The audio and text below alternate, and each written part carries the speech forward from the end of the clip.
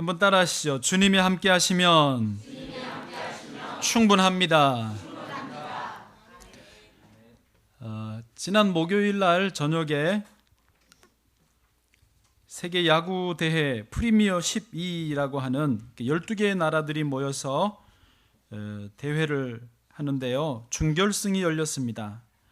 상대는 한국과 일본이었고, 일본 야구의 심장이라고 하는 도쿄돔에서 준결승전 열렸습니다. 일본 팀에는 오타니라고 하는 21살짜리인데 괴물 투수라고 불리는, 던지면 160km대를 던집니다. 도무지 한국 타자들이 치지를 못해, 맞추지도 못할 경우가 많았습니다.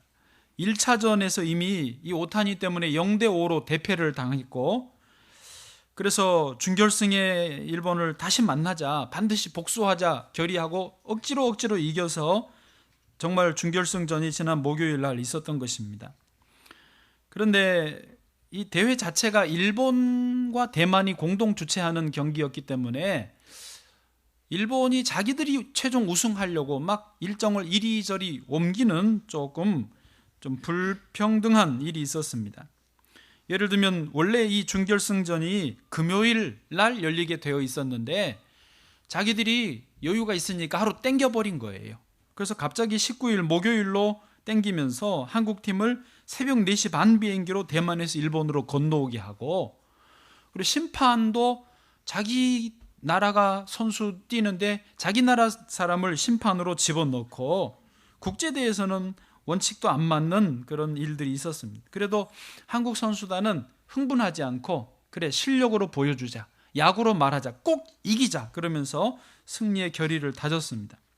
그런데 막상 목요일 저녁에 이제 준결승 경기가 시작이 됐는데 분위기가 한국 선수들 생각대로 안 돌아가는 거예요. 우리 기대하고는 다르게 오타니가 또 나왔는데요. 아유, 못 쳐. 예, 쳐다보고 공 지나가 버립니다. 휘두르면 파울이나 치고 맞추면 다행이고요. 예, 그러니까 보통 야구 선수들이 잘 던지는 선수도 140km대를 던지는데 얘는 160km대를 던지니까 이게 안 되는 거예요. 7회 돼서 일본 그 정근우 타자가 딱 하나 안타 겨우 쳤고, 그때까지 삼진만 11개 당하고요. 그 사이에 일본은 3점을 따서 0대3으로 맥없이 끌려가고 있었던 것이었던 것입니다.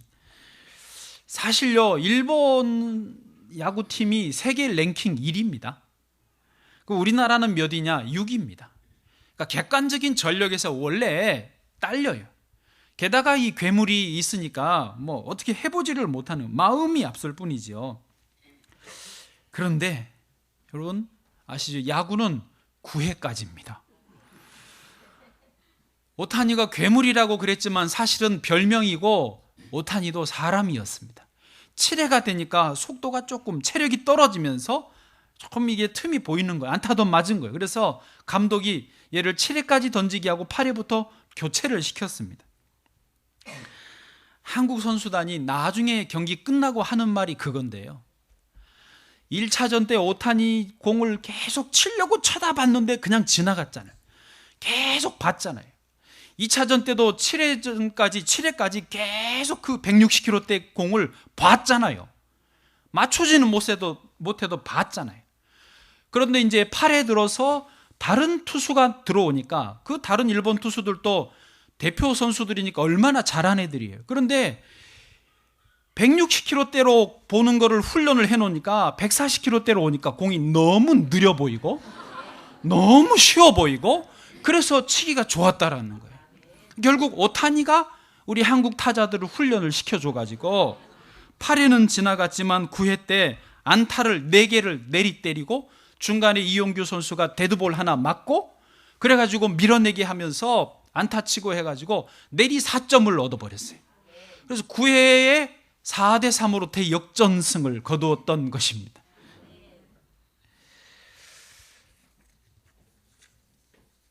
어젯밤에 이제 결승했어요. 미국하고. 이거는 신고였습니다. 프리미어 22 제1회 대회이기 때문에 초대 우승국이 일본이 자기들이 되려고 안방에서 도쿄돔에서 했다가 창피를 당하고, 그리고 우리가 미국하고도 이겨. 저는 어제 이것도 확인하느라고 바빴어요. 어제 설교도 준비해야죠, 칠순도 갔다 와야죠, 이거 야구도 체크해야죠, 설교 때 이거 해야 되니까. 그래 결국 최종 우승, 초대 우승국이 대한민국이 된 줄 믿습니다. 할렐루야. 그런데요, 목요일날 저녁, 어제는 그냥 싱거웠고 게임은, 같은 날 목요일 저녁에 저는 더 기분 좋은 일이 있었습니다. 그게 뭐냐면 그 저녁 동시간대에 우리 교회 청소년부, 중등부, 고등부에서 명비 야간 매점이라는 것을 열었어요. 먼저 아세요? 명비는 명성 비전을 말합니다. 청소년들은요, 날마다 저녁마다 배가 고픕니다. 그런데 청소년부에서 하루 저녁 매점을 열었어요. 그런데 이게 대박이 났습니다. 우리 교회 청소년들이 평소에 중등부, 고등부 합쳐서 한 50명 모입니다. 많이 오면 60명 모입니다. 그런데 그날 명비 야간 매점에 몇 명이 왔냐? 120명이 왔어요. 때로 몰려와가지고 떡볶이, 오뎅, 컵라면, 팝콘 실컷 먹었어요. 물론 음식은 전부 공짜였습니다. 저는 야구 이긴 것도 기가 막히게 좋았지만 청소년들이 교회에 온다는 게요, 얼마나 기분 좋았는지 몰라요. 요즘에요, 다른 교회들요, 청소년들 교회 안 옵니다. 공부한다고 안 오고, 학원 간다고 안 오고, 재미없다고 안 오고. 그래서 청소년부가요, 중등부가 폐지되고 없어지고, 있어도 한두 명 있는 경우가 많습니다. 그런데 우리 애들은요, 얼마나 잘 오는지요, 특히 먹을 거를 그렇게 좋아하는지를 이번에 알았습니다. 특별히 담당 전도사님이 먹을 거를 엄청 좋아합니다. 뭐 먹으러 가자 그러면 벌써 입이 귀에 걸리는, 누구라고 말할 수는 없지만은, 여러분, 야구, 청소년부, 분명한 것은요, 우리가 아무리 어려워도, 아무리 불가능한 상황이라 할지라도 포기하지 않으면 하나님이 도와주십니다. 하나님이 도와주고 싶으셔도 내가 먼저 마음으로 낙심해버리면 도와주실 수가 없는 것입니다. 하나님이 함께 하시면 저와 여러분 무엇이든지 할 수 있는 줄로 믿습니다. 자, 이제 오늘 본문 말씀인데요, 오늘 본문은 이스라엘의 최고 지도자였던 모세가 죽었습니다. 그리고 그 뒤를 이어서 후임자 여호수아라고 하는 새로운 지도자가 세워지게 되었습니다. 모세는요, 정말 탁월한 지도자였습니다. 출애굽을 시키고 광야에서 40년 동안 이스라엘을 잘 인도한, 그 광야의 변수가 많은 곳에서 탁월한 리더십으로 백성들을 잘 지켜주었습니다. 그런데 이 새로 신임 지도자 여호수아는 과연 백성들을 잘 이끌 수 있을까? 여호수아 자기도 의문이고 백성들도 물음표였습니다. 게다가 여호수아에게 주어진 사명은 광야 생활을 해오던 것을 그대로 유지하는 게 아니었습니다. 새로운 차원의 사명, 즉 약속의 땅에 백성들을 데리고 들어가야 되고, 거기서 전쟁을 치러야 되고, 성공적으로 지파별로 각 땅을 분배해서 정착을 시켜야 되는, 전혀 지금까지와 다른 새로운 차원의 사명이 주어졌기 때문인 것입니다. 저와 여러분, 우리의 인생에는요, 언제나 새로운 도전들이 있습니다. 새로운 도전이 두렵고 떨리고 잘할 수 있을까 의문도 되지만은 그것을 언제까지나 계속 피할 수만은 없습니다.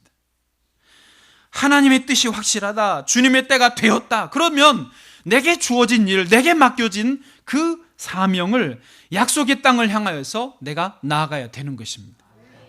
그래야만 하나님의 뜻을 이룰 수 있고, 그래야만 나도 내 인생이 만족스럽고 영광스럽고 승리의 깃발을 흔들 수 있기 때문에 그렇습니다. 자, 그러면요, 오늘 본문 말씀을 통해서 이 새로운 도전을 맞이하는 여호수아에게 하나님이 뭐라고 말씀하시는지를 들어보시고 저와 여러분에게 주시는 음성을 함께 듣기를 원합니다. 첫 번째는요, 제가 이렇게 첫 번째 시작하면 몇 번째까지 가는지는 여러분 이미 아시죠? 첫 번째는요, 분명한 것은 뭐냐? 약속의 땅은 하나님이 결정해 놓으신다라는 것입니다. 무슨 말이냐면요, 이스라엘 백성들을 위해서 하나님이 이 가나안 땅, 이것을 약속해 주셔서 그 땅을 약속의 땅이라고 하거든요. 이 약속의 땅은 하나님이 주겠다라고 약속하신, 지정해 놓으신 땅이에요. 사람들이 자기가 정한 것도 아니고 사람끼리 약속한 것도 아니고요, 하나님이 그 조상에게 미리 정해 주신 땅이라고요. 오늘 본문에 2절에 그런 표현이 나옵니다. 2절 소리내서 같이 읽어보시죠. 시작. 내 종 모세가 죽었으니 이제 너는 이 모든 백성과 더불어 일어나 이 요단을 건너 내가 그들 곧 이스라엘 자손에게 주는 그 땅으로 가라. 아멘. 내가 그들, 여기서 내가는 하나님이시지 않습니까? 이스라엘 자손에게 주는 그 땅이라는 말은 정관사 그가 붙어서 이미 지정된 땅이라는 말이에요. 그 땅으로 가라. 누가 정했다고요? 하나님이 정해 놓으셨다고요. 4절에 가면은 그 땅의 영역이 좀 더 정확히 표현되어 있습니다. 제가 읽어드리면 곧 광야와 이 레바논에서부터 큰 강, 곧 유브라데 강까지 해쪽 속의 온 땅과 또 해지는 쪽 대해까지 너희의 영토가 되리라. 아멘. 하나님이 허락하신 최고의 선물은요, 내가 정한 게 아니라 하나님이 정해 놓으셨기 때문에 최고의 선물인 것입니다. 상황에 따라서, 내 느낌에 따라서, 내 감정에 따라서 내가 택한 게 아니라 전능하신 하나님이 정해서 나에게 안겨주는 것이기 때문에 최고의 선물이라는 말입니다. 실제로 처음에 믿음의 조상 아브라함을 하나님이 갈대아 우르에서 불러내셨습니다. 너가 사는 고향 땅을 떠나라. 내가 너에게 뭐라고 하시죠? 지시할 땅으로 가라고 그러셨어요. 그러니까 아브라함은 고향을 떠날 때 무슨 땅을 주실지 아브라함은 전혀 몰랐어요. 아무 생각이 없었어요. 그냥 하나님이 주시겠지 믿고 떠났을 뿐이고, 그 땅을 아시는 분, 결정하시는 분은 하나님이었다는 거죠. 나중에 가나안에 아브라함이 들어가니까 그 땅을 보여주시면서 이 땅이다 라고 확인해 주셨던 것입니다. 그러므로 믿음의 사람이라면, 하나님의 뜻대로 내가 살고 싶다, 하나님의 뜻을 이루고 싶다 하는 분들이라면 편의에 따라서, 상황에 따라서, 내 느낌에 따라서 이리저리 약속의 땅을 바꾸지 않습니다. 타협할 수 없습니다. 마음대로 왔다 갔다 하는 것은요, 약속의 땅이 아닙니다. 그냥 내 땅이지. 여기서 자, 약속의 땅이라는 말은요, 여러분 꼭 땅만을 의미하는 게 아닙니다. 내가 이루고 싶은 꿈, 하나님 주신 비전, 내가 이루고 싶은 어떤 목표, 어떤 자리 다 포함해서 오늘은 약속의 땅이라고 표현하고 있는 것입니다. 안타깝게도 많은 사람들이 믿음이 있다고 합니다. 믿음으로 살려고 애를 쓰지만 정작 현실에서 여러 번 어려움을 만나고 나면 아유, 안 되는구나 그러면서 세상의 기준에 맞춰요. 이 약속의 땅을 자신의 느낌에 맞추어서 선택을 합니다. 일종의 타협을 하는 거죠. 왜? 이건 너무 어려우니까, 너무 멀어 보이니까. 그런데 문제는 뭐냐면 그 결과가 결코 아름답지 못하다는 거예요. 결과가 좋지 못하다라는 거예요. 왜 그럴까요? 왜 자기의 기준에 맞추면, 왜 세상의 기준에 맞추면 안 될까요? 그러면 안 되는 이유가 뭘까요? 그거는 세상의 기준들, 나의 어떤 그때그때 느낌, 직관들은요, 그때그때 말 그대로 그때그때 바뀌기 때문에 그렇습니다. 지난 주일에 저녁에 우리 청년들하고 차를 마셨어요. 좀 오랜 시간 마셨습니다. 진지하게 이 진로 문제를 좀 나누게 됐는데, 청년들이 그런 말을 해요. 자기들이 중고등학생 때 학교 선생님들, 또 부모님들 혹은 선배님들이 하는 말이, 야, 열심히 공부해서 좋은 대학을 가라. 좋은 대학을 가서 스펙을 많이 쌓아라. 그리고 좋은 직장에 들어가라. 그러면 그 다음은 말 안 했지만, 그러면 너 인생이 어떻게 해요? 행복할 것이다. 너는 성공한 인생이 될 거다. 그러니 지금 열심히 공부해야 된다. 그 일종의 로드맵, 코스를 그려줬다라는 거예요. 그래서 자기들은 놀고 싶을 때 참고, 잠자는 거 참고 열심히 공부해서 대학을 가고, 또 대학에서 열심히 스펙을 쌓아서 이제 좋은 직장에 취직을 하려고 하는데 상황이 이상하게 돌아가더라는 거예요. 여러분 잘 아시는 대로 요즘에 젊은이들이 취업이 얼마나 어렵습니까? 계약직은 좀 있어도 드물지만은 그거라도 좀 있는데, 정규직은요 하늘의 별 따기라는 거예요. 예, 월급 받는 거 어렵고요. 또 그나마 그 월급 받아서 집 사는 거 살 집 월세 전세 너무너무 어렵다라는 거예요. 제가 이제 다른 데서 보니까 그런 말이 있던데, 옛날에는 논 팔아서 자식을 대학을 보내면 그 자식이 집안을 책임졌잖아요. 3분은 왜 이러세요? 공감이 안 되시나요? 남 이야기예요. 그런데 지금은요, 빚을 내서 대학을 다니면요 그대로 빚쟁이로 남는데요. 오히려 가정경제가 문제가 생겨서 무리하면 오히려 집안이 무너지는 경우도 있다라는 것입니다. 그러니까 우리 청년들이 막 엄청 힘들어하는 거예요. 이게 누구의 잘못이냐 이거예요. 그때 그 말했던 선생님들, 부모님들의 잘못입니까? 아니면 그 말을 순박하게 믿고 따라왔던 지금 청년들의 잘못입니까? 이건 딱히 누구의 잘못이라고 말하기는 어려운데, 요지는 뭐냐? 그때는 그 말이 맞았어요. 그런데 지금은 안 맞단 말이죠. 그러니까 세상의 시대의 기준, 내 직관으로는 안 된다라는 말이죠. 여러분 잘 아시는 이야기가 있습니다. 중국의 국경 지방에 한 노인이 살고 있었는데요, 말을 기르고 있었습니다. 어느 날 이 말이 일종의 가출을 해버렸어요. 그 동네 사람들이 위로를 한답시고, 아이고 어떡해요, 말이 가출했네요. 그러니까 노인이 하는 말이, 괜찮아요, 그게 복이 될런지 누가 압니까? 그랬더니 몇 개월 뒤에 진짜로 집 나간 말이 암말을 데리고 쌍으로 들어왔어. 할렐루야. 동네 사람들이 좋아가지고 진짜 말대로 복이 됐네요. 그랬더니 노인은 얼굴색 하나 변하지 않고, 또 압니까 이게 저주가 될지 화가 될지? 진짜로 말 그대로 아들이 말 타다가 떨어져가지고 다리가 부러져 버렸어요. 왜? 그래도 또 동네 분들이 와서 위로를 하는 거예요. 아이고, 아들이 다리 부러져서 어떻게 해요? 그랬더니 노인이 얼굴색 하나 안 변하고, 또 압니까 이게 복이 될지? 얼마 뒤에 오랑캐가 쳐들어오니까 나라에서 징집령이 내렸는데 전부 다 끌려갔는데 자기 아들은 다리 부러져서 안 끌려갔다는 거예요. 잘 살았다는 이야기입니다. 여기서 나온 말이 인간만사 세옹지마라고 합니다. 세옹지마라는 말은 변방 노인의 말이다라는 뜻입니다.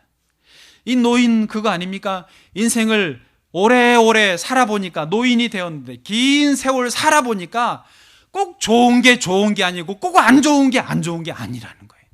살아봐야 한다, 시간이 지나봐야 안다라는 그런 의미 아닙니까? 여러분, 우리가 이 땅에 살지만은 영원히 변하지 않는 게 무엇입니까? 시대와 상황과 내 느낌과 내 감정이 아무리 변해도 변하지 않는 진리가 무엇입니까? 그것은 하나님의 말씀입니다. 하나님의 말씀을 내 마음에 받아들여야 돼요.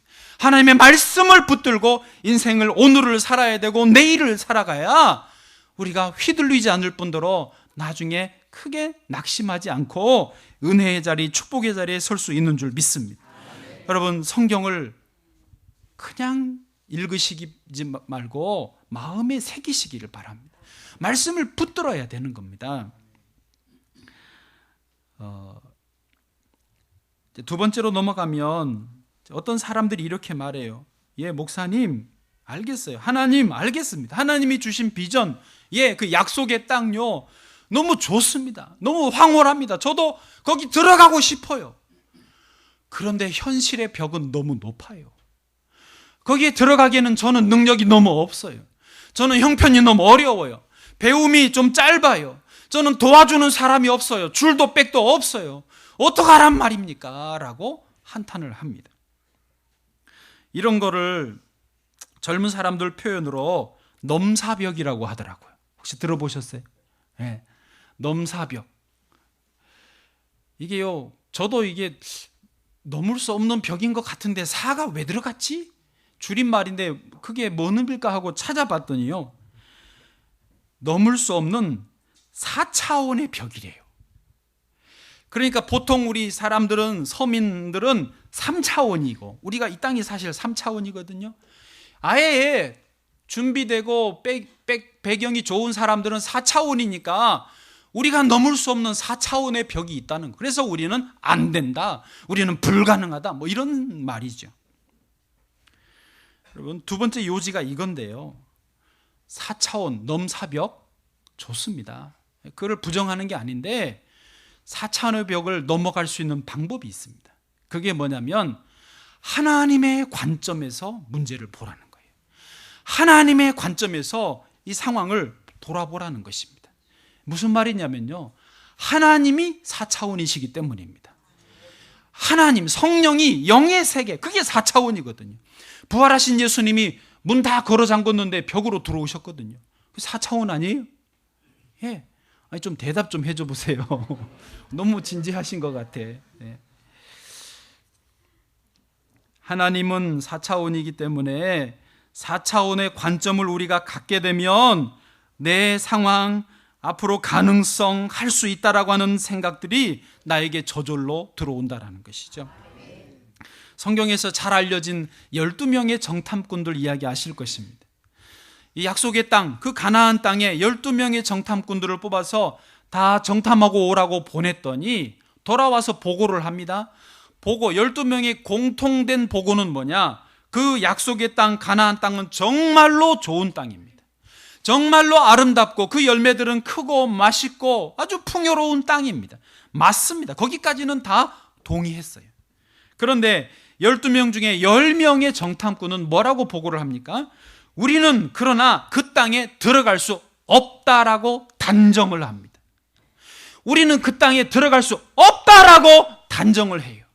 이유가 뭐냐? 분명히 이유는 있어요. 그 땅에 있는 성곽은 너무 높고, 그 성은 크고, 그래서 아주 거대한 성이기 때문에 우리가 넘어갈 수 없는 성이라는 거예요. 그 성을 지키고 살고 있는 사람들은 거인족이라는 거예요. 자이언트. 우리는 그들에 비하면 메뚜기와 같다라는 거예요. 그들이 볼 때도 우리를 메뚜기처럼 봤을 거라고 말하면서 그런 이유들 때문에, 넘사벽이기 때문에 우리는 들어갈 수 없다라고 단정해서 말했다는 거예요. 내가 왜 이렇게 흥분하는지 모르겠어요.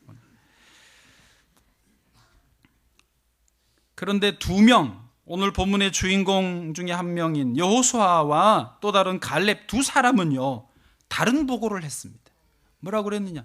맞다, 그 땅은 풍요롭고 좋은 땅이다. 맞다, 그 땅의 성곽은 높고 크다. 거기에 사는 사람들은 거인이다. 맞다. 그러나 우리는 들어갈 수 있다라고 말합니다. 이유가 뭐냐? 하나님이 우리와 함께 하시면, 하나님이 우리를 기뻐하시면 얼마든지 들어갈 수 있다. 그러면서 그들은 뭐라고요? 우리의 밥이다. 할렐루야. 민수기 14장 8절에 그런 내용이 나와 있어요. 한번 같이 읽어보실까요? 시작. 여호와께서 우리를 기뻐하시면 우리를 그 땅으로 인도하여 들이시고 그 땅을 우리에게 주시리라. 이는 과연 젖과 꿀이 흐르는 땅이니라. 아멘. 할렐루야. 여호와께서 우리를 기뻐하시면 우리를 그 땅으로 인도하여 들이시고 그 땅을 우리에게 어떻게 해요? 주실 것이다. 그러므로 우리는 그 땅에 들어갈 수 있다, 없다? 있다는 거예요. 여호수아와 갈렙은 지금 무슨 관점으로 보는 거예요? 하나님의 관점, 4차원의 관점으로 보는 거예요. 넘사벽을 부정하는 게 아니에요. 그래, 우리의 한계, 우리의 연약함, 저들의 어마한 성벽을 보는 거예요. 그러나 그 위에 계시는 하나님을 보는 거죠. 하나님의 관점으로 할 수 있다라는 거예요. 그 다음 절 9절에도 그랬습니다. 제가 읽어드리면, 다만 여호와를 거역하지는 말라. 또 그 땅 백성을 두려워하지도 말라. 그들은 우리의 먹이라. 그들의 보호자는 그들에게서 떠났고 여호와는 우리와 함께 하시느니라. 그들을 두려워하지 말라 하나. 할렐루야.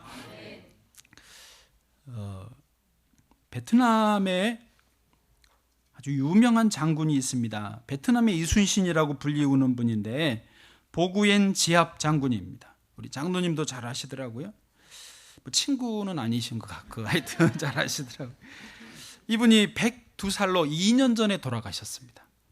2013년도에 돌아가셨고 베트남의 영웅이에요. 호치민이라고 하는 도시를 들어보셨을 거예요. 그게 그냥 지명이 아니고 호치민이 이 베트남의 지도자였습니다. 이 보구엔 지압 장군을 들어서 쓴 분이 호치민이고, 이 베트남을 독립운동을 하고 실제로 프랑스와 싸워서 독립을 쟁취한 나라가 베트남이에요. 우리나라는 일본이 망해서 독립이 됐지만 좀 아쉽지만은 베트남은 자기들이 싸워서 쟁취한 대단한 나라입니다. 저 이번에 새로 알았어요. 그런데 그때 그 싸움에서 승리로 이끈 장군이 보구엔 지압 장군이고, 프랑스하고뿐만 아니라 중국하고도 싸워서 이겼고요, 또 미국하고도 싸워서 다 이겼어요. 월남전 있잖아요. 그걸 전부 이 보구엔 지압 장군이 전체로 통솔을 했던 것입니다. 20세기 최고의 명장이라고 불리고, 다른 나라를 침략 전쟁이 아니라 나라를 지키는 방어 전쟁이었기 때문에 이순신이라고 불리우는 거예요. 그런데 이분이요, 어떻게 그 어마어마한 대국, 중국하고 이기고 프랑스하고 이기고, 그 미국하고 어떻게 이겼나? 전략이 있더라고요. 소위 삼불 전략인데, 세 가지 하지 말라 안 되는 전략이 있어요. 그게 뭐냐면 시간, 장소, 방법에 대해 늘 생각하라. 이것이 그분의 지론이더라고요. 시간, 장소, 방법을 생각을 하라는 거예요. 가만히 생각을 자주 하라는 거예요. 그게 뭐냐면 첫 번째가 적이 원하는 시간에 싸우지 말라. 1불. 적이 원하는 장소에서 싸우지 말라. 2불. 적이 원하는 방법대로 싸우지 말라. 그게 3불 전략이더라고요. 여러분, 이게 뭔지 아시겠어요? 적이 원하는 시간, 적이 원하는 장소, 적이 원하는 방법은요, 그게 3차원이에요. 그런데 이 지압 장군은요, 생각을 더 하는 거예요. 관점을 바꾸는 거예요. 그래서 적이 생각지도 못한 시간대, 생각지도 못한 장소에서 생각지도 못한 방법을 써서 공격을 해버리니까 미국이고 프랑스고 중국이고 못 당하는 거예요. 아멘 좀 하시오. 저는요, 이게 4차원이라고 봐요. 복잡하지 않습니다. 어렵지 않습니다. 물론 하나님 주신 약속의 땅을 얻기 위해서 쉬운 것은 아니에요. 싸워야 되고, 때로는 고난, 고생, 고통을 견뎌야 되고, 죽을 수도 있습니다. 그러나 거저 얻어지는 거, 쉽게 얻어지는 거는요, 좋은 게 없다라는 걸 알아야 돼요. 당장은 좋은 것 같지만 절대로 그게 좋은 게 아닙니다. 오히려 어렵게 힘들게 고난과 고생 속에서 얻은 것이 정말로 좋은 것이고 영원한 것이라는 것이죠.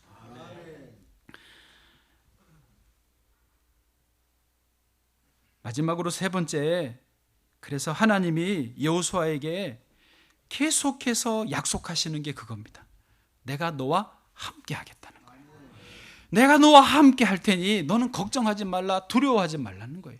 약속의 땅에 백성들을 이끌고 들어가라는 것입니다. 뭐가 문제냐? 내가 너와 함께 하는데, 이게 하나님의 말씀이에요. 그래서 오늘 제목처럼 하나님이, 주님이 함께 하시면 그것으로 충분하다라는 거죠. 그냥 하나님이 요구하신 게요, 있으면 굳이 찍으면 두 가지입니다. 하나는 강하고 담대하라. 강하고는 손에 힘이 있는 상태고, 담대하라는 다리에 힘이 있는 상태거든요. 손발에 힘을 내라. 그거 하나. 두 번째는 말씀을 지켜 행하라. 그것밖에 없어요. 그 정도도 못해요? 그 정도는 할 수 있잖아요. 그러면 뭐라고요? 하나님이 너와 함께 하겠다라는 거예요. 실제로 여호수아는 힘을 냅니다. 하나님을 의지하고 믿음으로 나가니까 이제 여호수아서 2장, 3장, 4장 쭉쭉쭉 보시면 12장까지요. 얼마나 일들이 척척척척 하나님이 도와주시면서 함께 하시면서 그 땅을 잘 차지하고 가는지를 보여주고 있습니다. 한국에서 자녀들을 기르는 게, 공부를 시키는 게 참 어렵더라고요. 학원을 어디를 보내나, 안 보내나, 또 학원비는 얼마나, 한 명일 땐 모르는데 두 명이면 또 얼마나, 또 학교를 어디를 보내나, 대학은 어떡하나, 대학 나오면 정말 아까 말 그대로 뭐 제대로 일을 할 수 있을까? 대학 입시 제도는 수시로 바뀌거든요. 또 누이 집 아이가 잘 된다 그러면 이거 또 우리는 이거 바보같이 가만히 있는 거 아닌가, 뭐 이런 온갖 갈등과 고민과 번뇌가 있는 게 한국에서 애들 교육입니다. 그런데요, 어차피 시대는 바뀌어요. 지금 좋은 과다, 지금 좋은 대학이다, 지금 잘 갔다, 그게요, 그 시대감, 얘가 졸업할 때 돼서 써먹을 말 할 때는 또 이게 어떻게 바뀌었는지 모르는 거예요. 그러니까 제일 좋은 아이 양육 방법은요, 하나님이 그 아이와 함께 하게 하는 거예요. 주님에게 맡기고 너가 주님을 의지해라, 주님 말씀 따라가라, 그게 최상의 전략인 줄 믿습니다. 저는 명성교회에서 부목사로 있었잖아요. 그때 벌써 30몇 명, 지금은 50몇 명이 부목사님, 정식 부목사님만, 협동목사님 뭐 이런 분들 다 빼고 정식 부목사님만 그냥 개척교회 하나더라고요. 가족들까지 하면 대형 교회입니다. 벌써 50가정이 되니까. 근데 부목사로 있을 때에 그런 일을 좀 겪었어요. 이렇게 담임 목사님, 김사한 목사님, 워낙 그분은 4차원이고 우리하고는 그냥 원래 차원이 레벨이 다르고, 같은 부목사들끼리 다 선배고 후배고 동기고 비슷하니까 누가 설교를 잘하고 성도들이 말씀 좋다고 그러고 은혜 받았다고 그러면 배가 아파요. 나도 모르게 막 화가 나는 거예요. 나는 왜 잘 못하지? 그거는 그래도 참을 수 있어. 이렇게 가다가, 아니 나보다 후배인데 큰 교회 담임 목사로 부임해 가는 거 있죠. 막 뚜껑이 열려 미치겠는 거예요. 그 상황을 견디기가 힘든 거예요. 나는 뭐 하고 있냐? 난 바본가? 멍텅구리인가? 하나님 나를 잊어버리셨나? 난 이러다가 끝나겠나? 난 언제 내 목회를 해볼 수 있을까? 이런 막 정신을 못 차리게 화가 나고 힘들고 열등감에 사로잡힌 때도 있었습니다. 제가 생각을 했어요. 이렇게는 안 되겠다. 이거는 아니다. 내가 목사냐 진짜? 내가 믿음이 있는 거냐 없는 거냐 스스로 돌아봤어요. 그리고 생각을 4차원으로 하기 시작했습니다. 하나님의 관점에서 보기 시작했어요. 하나님이 나와 함께 하신다. 하나님이 나를 지금 돌보고 계신다. 하나님이 나의 길을 예비해 놓으셨다. 이거를 제가 믿었어요. 그 전에 안 믿었다라고 말하지는 못하는데 믿은 것이 아니었으니까 제가 열등감에 사로잡혔죠. 네, 이것을 신뢰하고 나니까 그 다음부터는요, 평안이 와요. 누가 설교를 잘하고 혹은 목사님이 막 일방적으로 칭찬을 들어도 하나도 안 부럽다. 하나님도 나를 사랑하신다. 왜? 하나님 나와 함께 하시는다는 믿음이 자리를 잡으니까. 누가 좋은데 갔네, 어쩌네, 길이 열렸네, 막 경쟁을 뚫고 잘 갔네, 그래도 하나님이 그분에게는 그분의 길을 인도해 주신 거고 나에게는 나를 위한 좋은 사역지를 예비해 놓으셨으리라. 할렐루야. 정말입니다. 제가 그렇게 믿었어요. 이게 하나님의 관점, 4차원의 관점에서 본 거고 하나님이 함께 하신다는 것을 믿은 거죠. 그리고 저는 열심히 주님이 나를 위해서 길을 열어주실 그 때를 위해서 기도하고 또 설교 준비를 하고 목회였던 다른 분들이 어떻게 하는지 준비하고 그 시간들을 잘 보내고 오늘날 여기 있는 줄로 믿습니다. 할렐루야. 여러분, 하나님이 함께 하시면요 충분합니다. 어떤 분은 나는 재력이 뒷받침이 안 돼서 못합니다. 나는 공부를 못했습니다. 그래서 어렵습니다. 나는 나이가 들어서 어렵습니다. 난 도와주는 사람이 없어서 어렵습니다. 그거를 부정하는 게 아닙니다만은 그런 모든 열악한 상황, 환경, 조건에도 불구하고 하나님이 함께 계신다면 그것으로 충분한 줄을 믿으시기를 바랍니다. 하나님은 어차피 우주 만물의 주인이십니다. 하나님은 어차피 모든 주머니에 있는 돈의 주인장 되시는 분이 하나님이십니다. 모든 지혜, 지식의 주인이 하나님이신 것을 믿으시면 된다라는 말이에요. 그 다음부터는 길이 열립니다. 하나님이 인도해 주십니다. 믿어야 가지요. 내가 안 된다고 포기하면 하나님이 도와줄 수 없다라는 사실입니다. 다 승리하시기를, 힘을 내시고 용기를 내시기를 주의 이름으로 축복합니다.